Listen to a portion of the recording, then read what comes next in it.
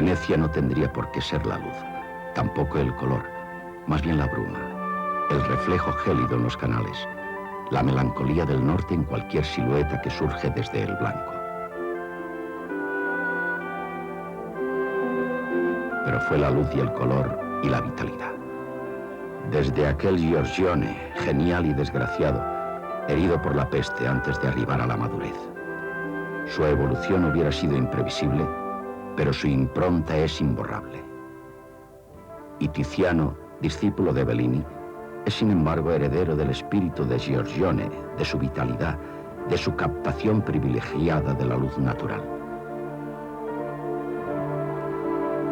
Esa luz que será desde entonces patrimonio también de la escuela española e identificación definitiva de la escuela veneciana, una de las glorias del Museo del Prado de Madrid.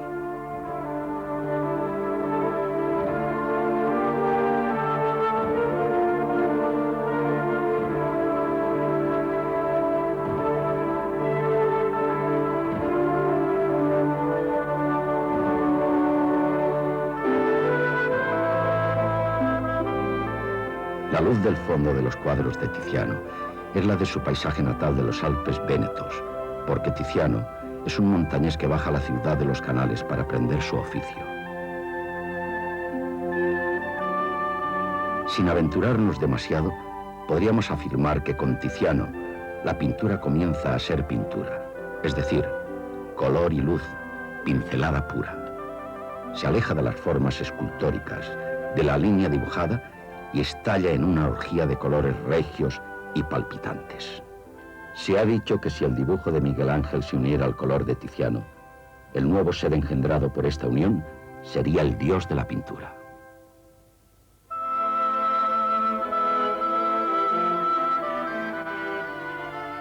Pero no podríamos entender a Tiziano sin acercarnos a la Venecia del siglo XVI. Una ciudad libre, alejada de guerras e invasiones, rica y cómoda, engrandecida por el poder de su flota, el dinero de sus mercaderes, la independencia de sus duques.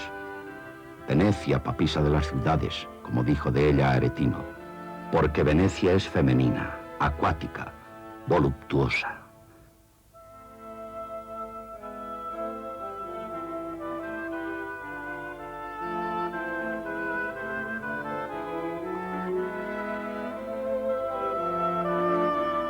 Los venecianos que Tiziano inmortalizaría en sus cuadros constituían todo un símbolo de la ciudad.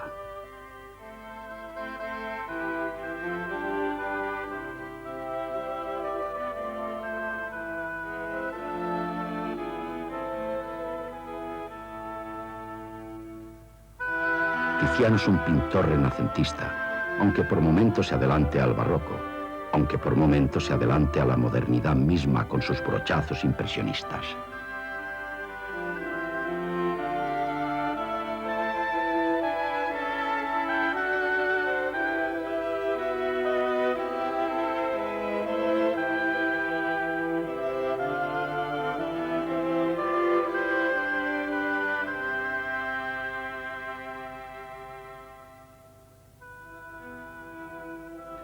Como buen renacentista, Tiziano no olvida los temas de la mitología clásica.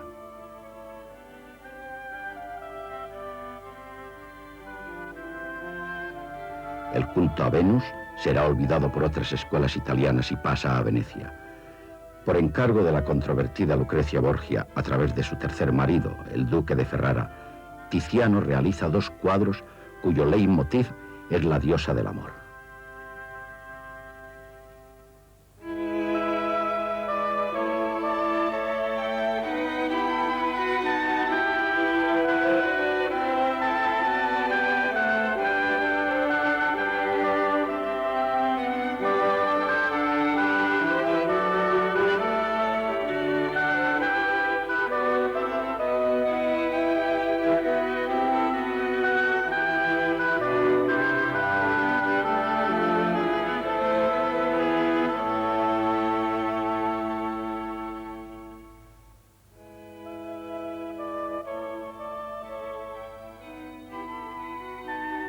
La bacanal es la expresión de la alegría y laxitud producida por el vino en un ambiente totalmente bucólico, sensual, con uno de los más bellos desnudos de la historia pictórica.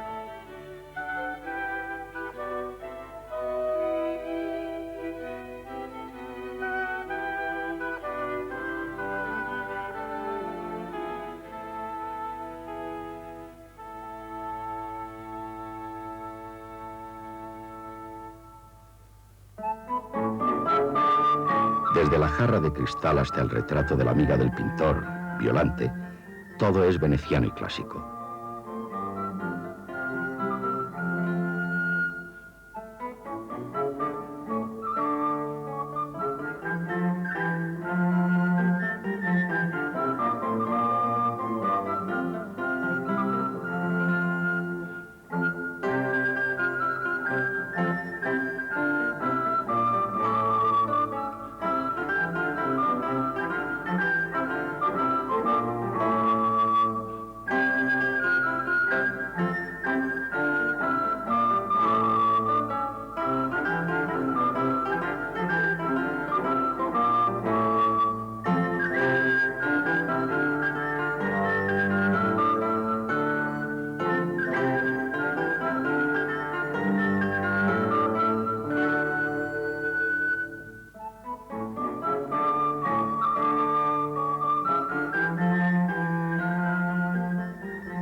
En contraposición de estilos y culturas, tenemos a un Velázquez, cuya obra de la exaltación de Baco terminará llamándose Los borrachos, en un realismo casi sarcástico.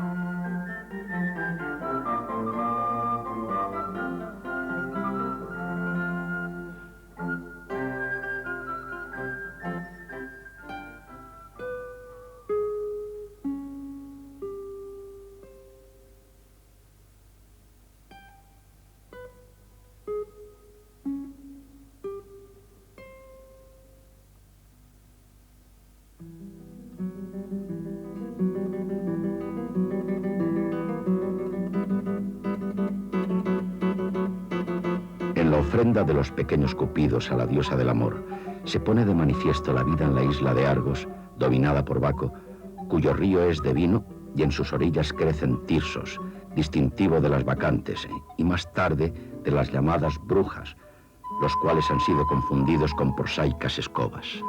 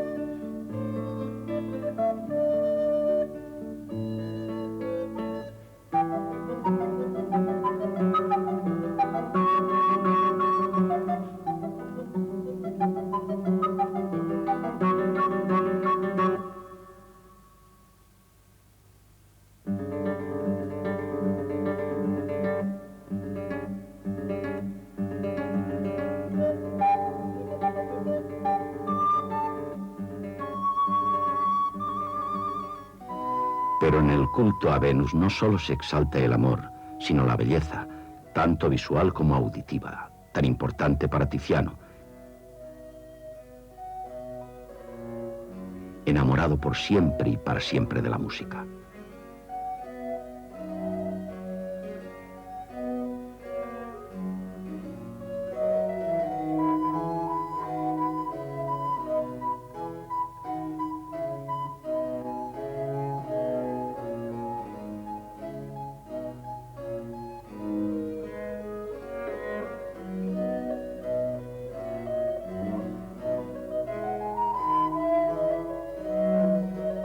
Estos cuadros de las Venus fueron encargados extrañamente por Felipe II.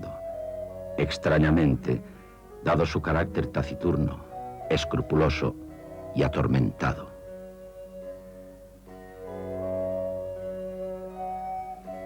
También Dana es fruto del deseo del rey Felipe.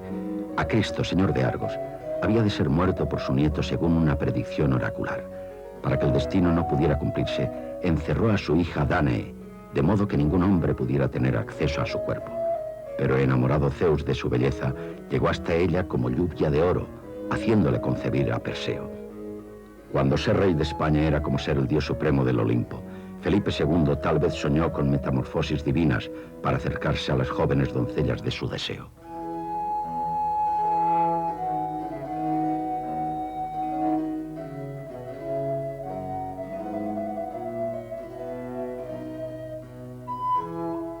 Por fin Venus y Adonis, en el que la amante diosa intuye malos presagios cuando Adonis se encamina a la caza que supondría su muerte, pero Adonis resucita en cada primavera como símbolo divino de la vida vegetal.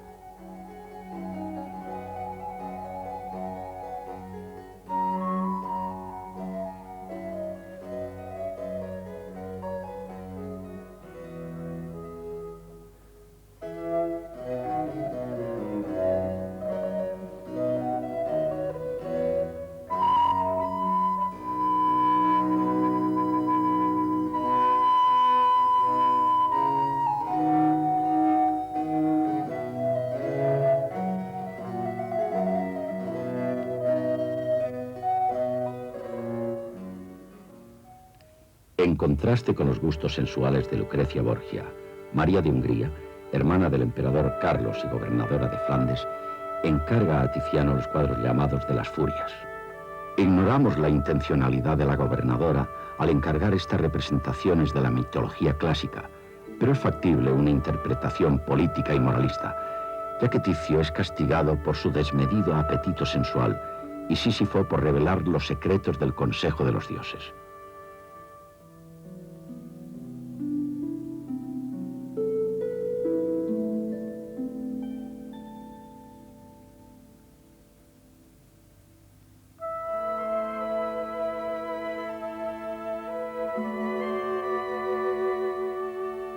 En los dos cuadros que se conservan, se exalta un gigantismo muy del gusto de Miguel Ángel.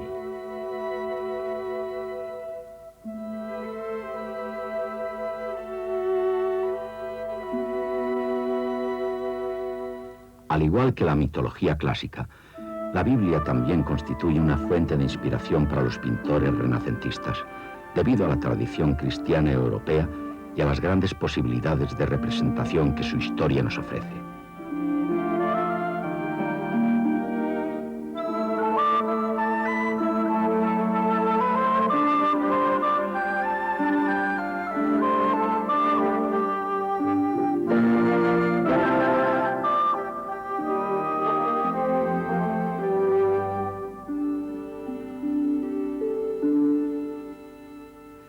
Tiziano concibe la figura de Adán como una cierta encarnación del bien, tratando de evitar que Eva coma la manzana del árbol de la vida.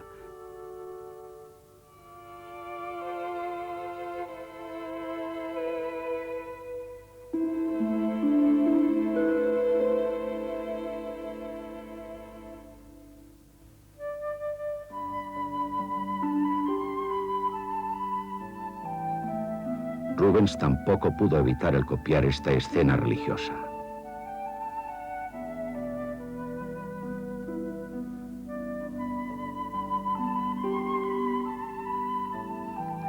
En el cuadro de Salomé portando la cabeza del Bautista, la modelo es la hija del pintor, Lavinia.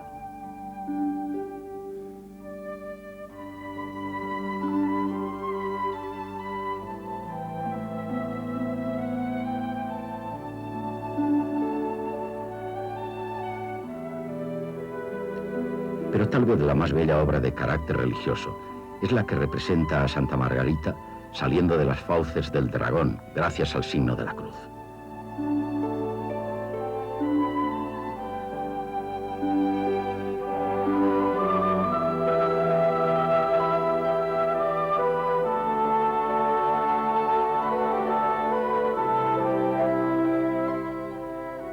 Y en la agonía de Yuste, rodeado de vasallos, dudas, recuerdos y obras de Tiziano, el emperador reconfortaba sus inquietudes religiosas con este exceomo de gran expresividad espiritual.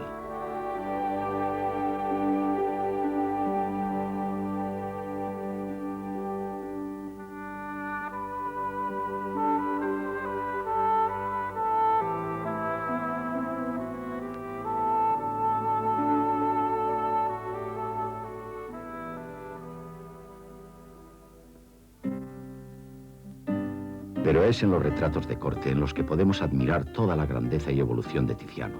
Carlos V, camino de Roma, aquella Roma saqueada por los ejércitos españoles, se detiene en Mantua y al ver el espléndido retrato de Federico Gonzaga, se acerca a Bolonia para hacerse retratar por Tiziano.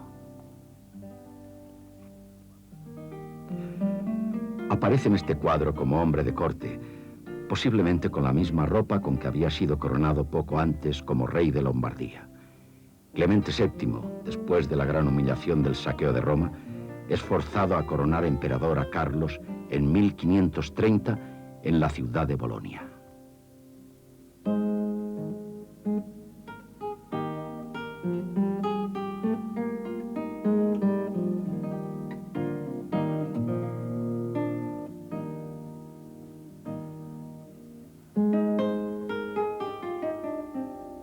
Han pasado 15 años. Los demonios familiares y los enemigos externos amenazan el imperio. Carlos ya no aparece como cortesano, sino como guerrero. Frisoni ha dicho de este cuadro que es el primer retrato del mundo. Mühlberg, 1545. Carlos no tiene reposo. Su corte carece de lugar fijo bajo el sol. Los luteranos constituyen ya una fuerza imparable.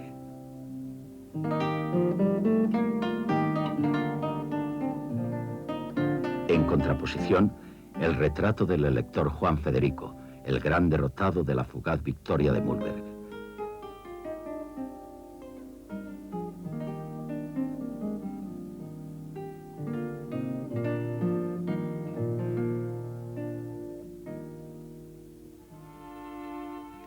El último de los retratos del emperador y de toda su familia está integrado en el cuadro del juicio y la gloria. En él la Virgen intercede por el emperador. Esta representación recrea un arcaico principio mítico, común al hombre de la caverna, que pinta sus deseos, sus necesidades, para que sean cumplidos. El emperador estaba a punto de abdicar en su hijo y dedicarse a la única misión de salvar su alma. Aquejado por la enfermedad de la gota, tal vez arrepentido de su insaciable glotonería, este cuadro sería en Yuste uno de los más requeridos por él. Un día, cuando lo contemplaba, dicen que volvió el rostro a su médico Matis y dijo: «Malo me siento, doctor». Y añade la crónica que de allí lo llevaron a la cama, de donde no se levantó sino fue para la sepultura.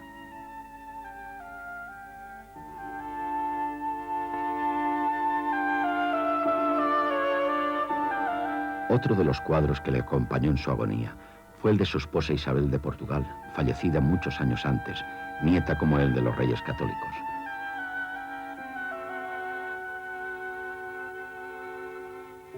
La gema que adorna su pecho fue comprada en América a Pedrarias Dávila, el que hizo decapitar a Núñez de Balboa.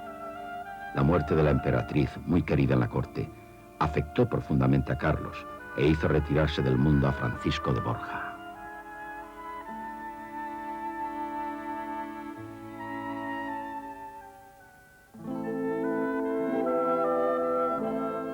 En el retrato de Felipe II, Tiziano no pinta a un hombre de corte, ni siquiera a un guerrero.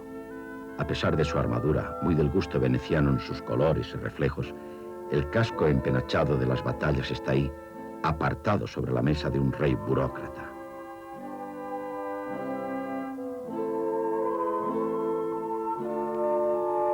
El sol no se ponía en sus dominios y Felipe debía administrar sus estados fundamentalmente. Poco tenía ya que conquistar, solo defender sus fronteras desde un monasterio, el Escorial, sus fronteras y la fe. Consta que este retrato no gustó a Felipe, tal vez por la captación que hizo de su mirada Tiziano.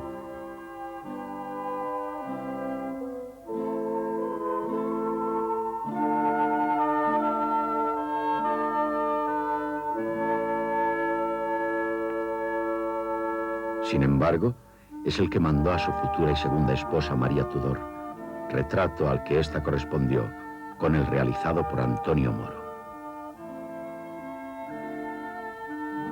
La armadura es la misma que luce el conde de Benavente en el cuadro pintado por Velázquez.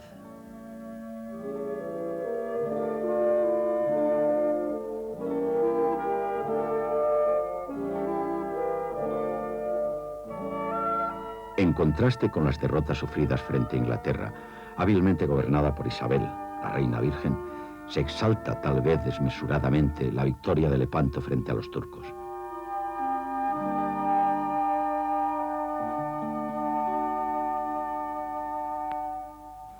Felipe no había estado presente en la batalla naval, delegando toda la responsabilidad en su hermano bastardo Juan de Austria, pero conmemora la victoria en este cuadro que representa el ofrecimiento del recién nacido don Fernando, heredero del imperio, después de muerto el desgraciado don Carlos.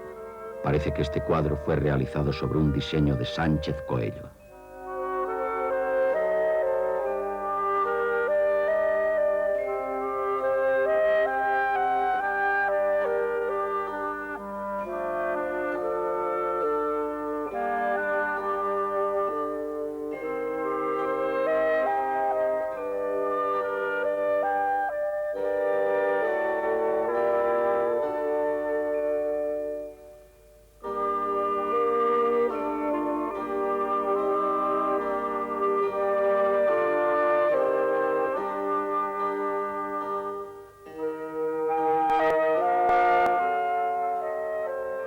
Tiziano se ha convertido a lo largo de su dilatada vida en cronista de 2 generaciones del imperio, pero su genialidad también se expresa en otra serie de retratos.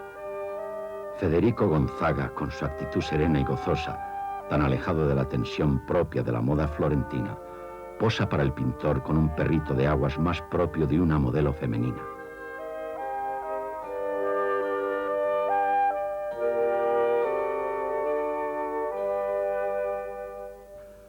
O el del marqués del Basto, don Alonso Dávalos, descendiente del condestable de Castilla en tiempos de Juan II, cuyos hijos marcharon a Nápoles con Alfonso el Magnánimo de Aragón. Aquí emplea la fórmula del advocatio Augusti, que aparece en las monedas romanas y que refleja el momento en que el marqués se dirige a los mercenarios que van a intervenir en la campaña de Hungría.